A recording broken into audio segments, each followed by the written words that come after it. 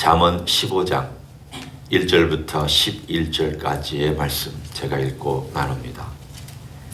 유선한 대답은 분노를 쉬게 하여도 과격한 말은 노를 격동하느니라. 지혜 있는 자의 혀는 지식을 선히 베풀고 미련한 자의 입은 미련한 것을 쏟느니라. 여호와의 눈은 어디서든지 악인과 선의를 감찰하시느니라. 온순한 혀는 곧 생명나무이지만 패역한 혀는 마음을 상하게 하느니라. 아비의 훈계를 업신여기는 자는 미련한 자요 경계를 받는 자는 슬기를 얻을 자니라. 의인의 집에는 많은 보물이 있어도 악인의 소득은 고통이 되느니라. 지혜로운 자의 입술은 지식을 전파하여도 미련한 자의 마음은 정함이 없느니라. 악인의 제사는 여호와께서 미워하셔도 정직한 자의 기도는 그가 기뻐하시느니라. 악인의 길은 여호와께서 미워하셔도 공의를 따라가는 자는 그가 사랑하시느니라. 도를 배반하는 자는 엄한 징계를 받을 것이요 견책을 싫어하는 자는 죽을 것이니라. 수월과 아바돈도 여호와 앞에 드러나거든 하물며 사람의 마음이리요. 아멘. 오늘 15장에도 보면 반복되는 메시지가 등장합니다.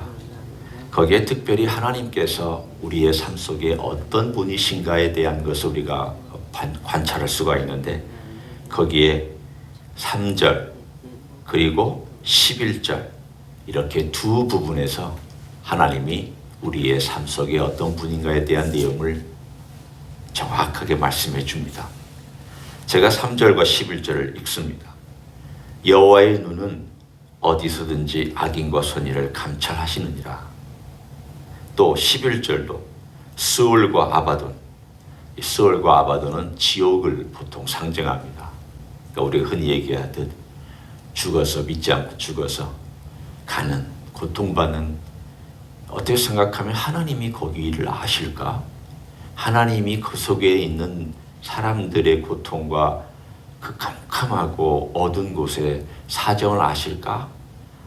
라고 생각할 수 있는 가장 밑바닥에 있는 그것도 이렇게 우리가 얘기하면 됩니다. 다 드러난다. 그런데 그렇게 숨겨진 캄캄한 곳도 드러나거늘 하물며 이 마음이리야. 하나님께서 모르시는 것이 없다. 그 뜻이기도 합니다. 그렇지만 이 부분을 신학적으로 보통은 얘기할 때 하나님의 편재라는 단어를 씁니다. 그럼 임재와 편재는 어떻게 다르냐? 임재는 하나님께서 특별한 목적을 두고 특별한 사람이나 장소나 어떤 물건 위에 그분이 임하실 때를 임재라고 얘기를 합니다. 따라서 하나님께서 아무데나 막 임재하신 거 아닙니다. 교회의 무리 가운데 임재하신다. 혹은 하나님이 사랑하는 그의 성도 가운데 임재하신다. 과거에는 예루살렘 성전에 하나님이 임재하셨다. 광야 시대에는 하나님께서 불기둥과 구름기둥으로 그 백성과 함께 임재하셔서 동행해 주셨다. 그때 사용하는 것이지 하나님께서 어디나 다 임재하신다 그렇게는 표현하지 않습니다. 어디나 다 계시다 그럴 때는 편재하신다 이런 표현을 씁니다. 온 우주에 어디에나 하나님은 다 계시다. 그걸 편재라는 단어를 사용합니다. 우리가 혼돈해서 쓰지 않았으면 좋겠고요. 그럼 이 편재라는 것이 뭘 의미하느냐? 이제 우리가 그걸 들어보면 편재는 어떻게 생각하면 객관적인 단어입니다. 당연히 하나님이시니까 편재하시죠. 어디든지 계십니다. 우주가 아무리 넓은들, 지옥이 아무리 깊은들, 인간의 마음이 보이지 않은들, 하나님께서 계시지 않은 곳이 없고 모르시지 않은 곳이 없고 하나님께서 하나님으로부터 감출 수 있는 곳이 없는 것, 모든 그런 내용들을 우리는 하나님 편재하시다 이렇게 얘기를 합니다. 그러면 이 편재는 나하고 관련되면 어떻게 되느냐? 우리 개인으로 관련되면 어떤 일이 일어나느냐? 오늘 본문에 있는 단어를 쓰자면 감찰. 우리가 보통 집안에 이렇게 누가 들어오나 나가나를 볼 때 설치하는 게 CCTV죠. CCTV를 보면 들락날락하는 사람들이 다 캐치가 됩니다. 그럼 하나님이 CCTV냐? 일종의 그런 개념도 있습니다. CCTV만은 아니시죠. 그러나 일종의 하나님은 다 알고 계시고 다 보고 계시고 다 듣고 계시고 그리고 모든 면에 있어서 모르시는 것이 없다. 그러나 CCTV 능력만 있는 것이 아닙니다. 하나님은 감찰하실 수 있는 능력도 있습니다. CCTV로 마음이 보이나요? CCTV로는 겉모양만 보일 뿐이고 어떤 경우는 그 행동도 자세하게 안 보일 때가 있습니다. 깜깜한 데서 CCTV가 자세히 보려면 특별한 CCTV가 있어야 됩니다. 자, 오늘 하나님이 내 모든 걸 감찰하시고 심지어는 내 모든 걸 아시고 내 모든 곳에 하나님께서 계시지 않은 곳이 없다라고 하는 이 편재의식이 내 삶 가운데서 적용되면 사실은 두렵습니다. 무섭습니다. 왜냐하면 내 행동이 어느 거 하나 하나님 아버지 앞에서 그냥 넘어갈 수 있는 것이 없습니다. 심지어 오늘 본문에 있는 것처럼 행동만이 하나님 아버지 앞에 감찰되는 것이 아니라 동기와 과거에 내가 해왔던 행적들까지도 다 지나갔으니까 없어졌잖아요. 아닙니다. 그리고 현재 하고 있는 행동도 그리고 앞으로 할 행동. 이게 도대체 그러면 내가 옴짝달싹 같이 못하고 살아야 되는 겁니까? 그렇지 않습니다. 만약 우리가 옴짝달싹하지 못하고 살았다면 진작에 다 죽었죠. 여러분이나 저나 이미 우리가 하나님 아버지 앞에 하나님이 지켜보는 가운데 하나님이 엄밀한 눈으로 너 그렇게 잘못하고 있다 잘하고 있다 그 일일이 평가해 주시고 마치 테스트를 볼 때마다 하나님께서 점수를 매겨주시는 것처럼 우리를 해주셨다면 우리는 숨 막혀서 못 살았을 것입니다. 하나님은 알고 계시지만 우리의 삶 가운데 그렇다라고 일일이 모든 것들마다 시시콜콜 감시하시면서 간섭하시고 개입하셔서 이렇게 해라 저렇게 해라 하시는 하나님이 또한 아니십니다. 그렇기 때문에 우리가 이 땅에 살아가면서 숨쉬고 살아가고 하나님께서 날 지켜보고 계시다고 하는 것이 한편으로는 두렵기도 하지만 한편으로는 감사하기도 합니다. 어떻게 받아들이느냐에 따라서 이것이 부정적으로 받아들이면 아이고 힘들고 어렵고 긴장되고 또 한편으로 받아들이면 감사하고 정말 나를 보호해 주시고 내가 어디든지 있든지 하나님의 눈을 벗어난 적이 없고 하나님의 손길을 벗어난 적이 없다는 것 때문에 너무 감사하고 그러나 이 두 가지는 또 동시에 필요하고 왜 필요하느냐? 하나님 우리를 보여주시고 우리와 함께 하시는 분이시기도 하지만 동시에 우리의 모든 걸 또 아시는 분이기 때문에 내가 함부로 살아서는 안 된다는 것을 우리는 알아야 된다는 것을 말씀해 주십니다. 이런 점에서 편재라고 하는 하나님이 어디든지 계시다라고 하는 것을 의식하고 산다는 것은 좋은 점이 있습니다. 정리해보면 두려운 마음을 늘 갖습니다. 경외하는 마음을 늘 갖습니다. 함부로 살지 말아야지. 함부로 행하지 말아야지. 함부로 아무데나 가지 말아야지. 함부로 생각을 내가 엉뚱한 거 하지 말아야지. 했다가도 아이고 하나님 제가 지금 엉뚱한 생각을 했습니다. 그리고 나쁜 마음 먹었다가도 아이고 하나님 제가 지금 나쁜 마음을 먹었습니다. 왜 고백합니까? 하나님이 모르셔서 고백하는 건 아닙니다. 하나님 다 알고 계시지만 내가 하나님 아버지 앞에 고백함으로 하나님께서 나와의 만남 가운데 통하게 되는 내가 언제든지 하나님 그분을 의식하고 살고 있다는 것을 하나님께서 기뻐 받으시기 때문에 그래 네가 나를 의식하는구나. 네가 나를 의식하고 나를 바라보면서 죄를 지을 때는 죄를 안 지으려고 하고 또 나를 바라보면서 내가 기뻐하는 것이 있을 때는 그걸 찾아서 하려고 하는 네가 나의 기쁨이다. 하나님 아버지는 우리를 그렇게 보실 것입니다. 오늘 본문에도 하나님이 기뻐하시는 내용을 이 잠언에 언급하고 있습니다. 몇 구절 나오니까 제가 뽑아서 봅니다. 어디 나오느냐? 8절과 9절. 우리가 읽은 8절과 9절에 나오고요. 뒤에도 나오니까 제가 읽겠습니다. 악인의 제사는 여호와께서 미워하셔도 정직한 자의 기도는 그가 기뻐하시느니라. 9절에 악인의 길은 여호와께서 미워하셔도 공의를 따라가는 자는 그가 사랑하시느니라. 기뻐한다, 사랑한다라는 표현을 썼습니다. 그리고 비슷한 구절이 29절에 나옵니다. 여호와는 악인을 멀리하시고 의인의 기도를 들으시느니라. 의인의 기도를 들으신다, 이 말은 기뻐하셔서 들으신다는 표현이죠. 그러니까 이 구절들을 합치면 이런 뜻입니다. 하나님이 누구를 기뻐하시냐? 나를 의지하는 자.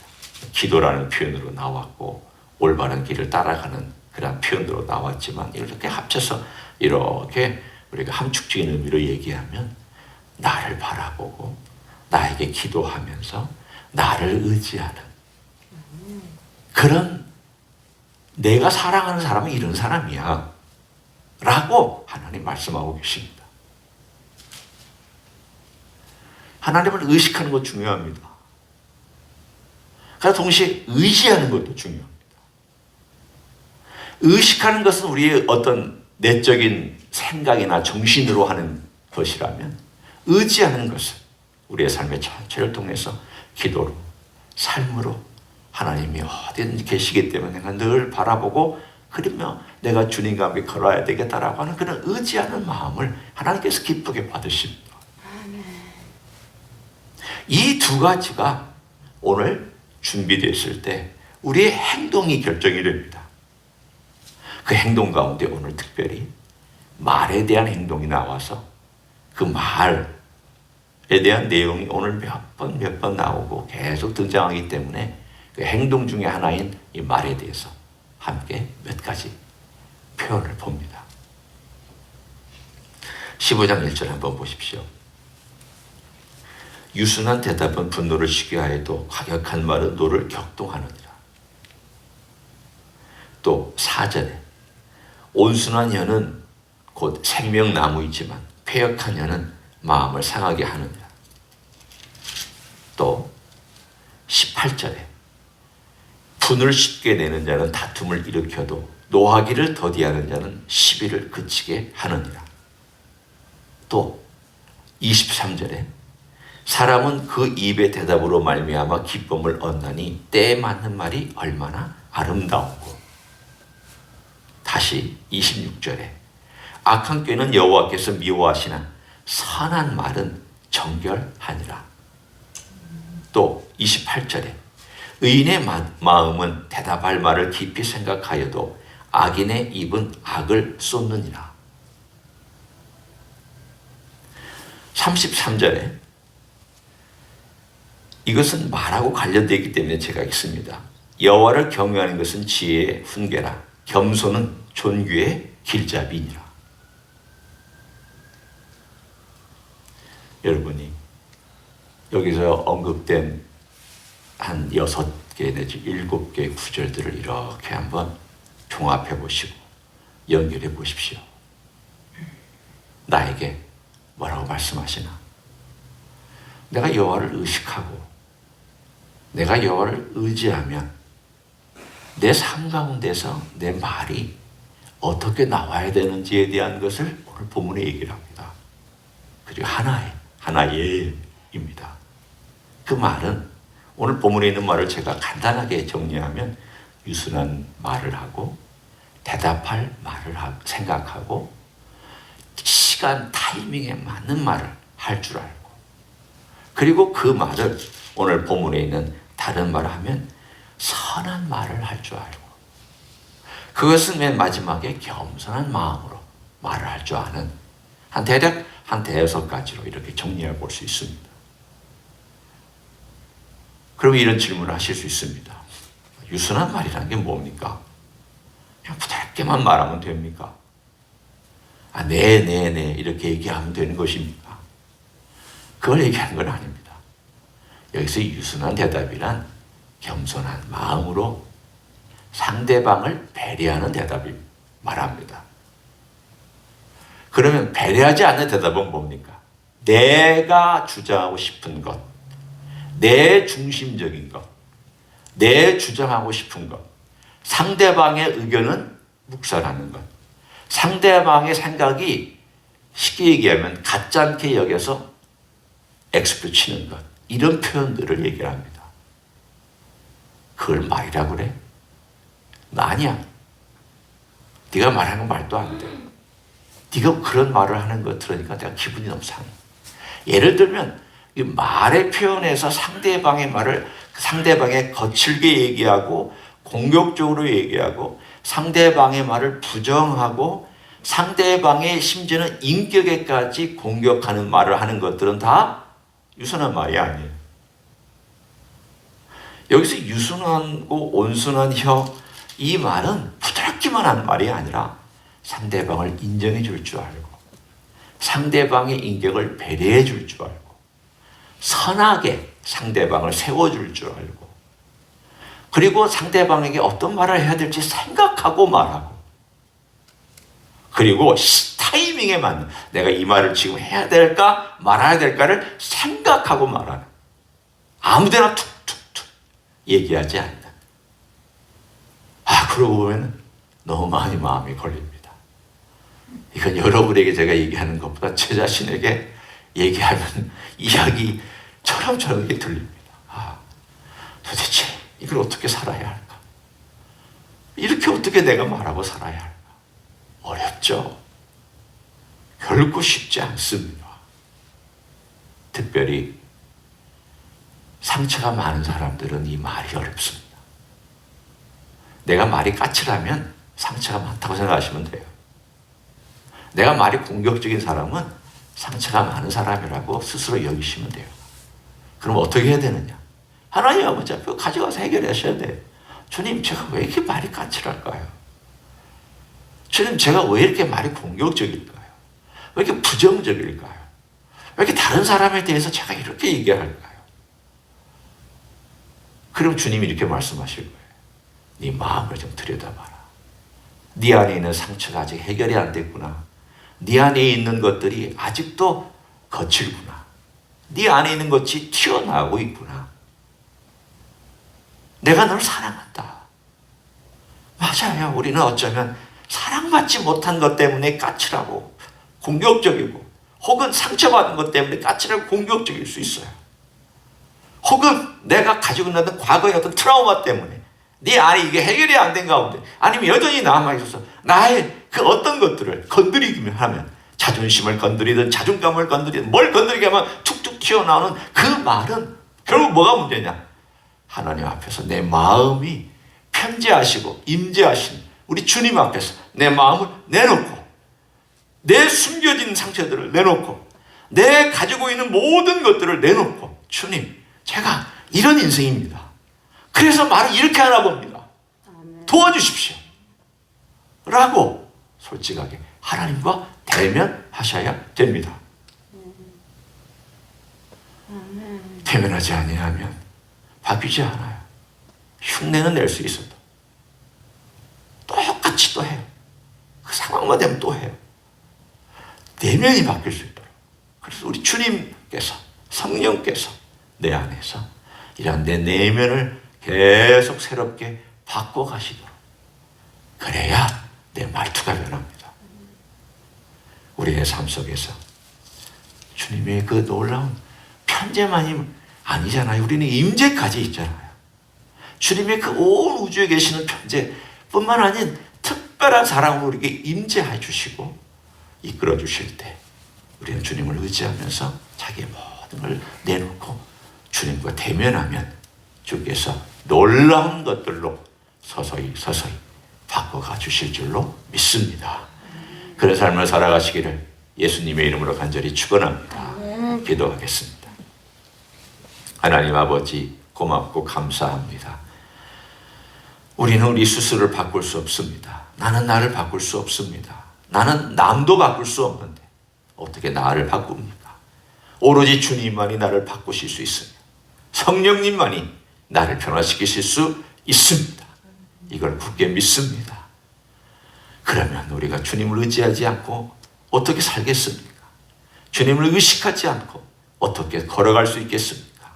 오늘 하루도 주님을 의식하고 주님을 의지하고 주님의 도움을 받아 변화되는 삶을 살아가도록 축복하여 주시옵소서. 이제는 우리 구주 예수 그리스도의 은혜와 하나님 아버지의 극진하신 사랑과 성령 하나님 교통하심의 역사가 오늘도 우리 주 예수 그리스도께서 주시는 능력과 의뢰와 지혜를 따라 살기를 소원합니다. 이 자리에 참여한 모든 종들 위해와 주임지 히스기의 위해와 이민교회들과 한국교회들과 선교사님들 위해 이제부터 영원히 함께 하실지어다. 아멘.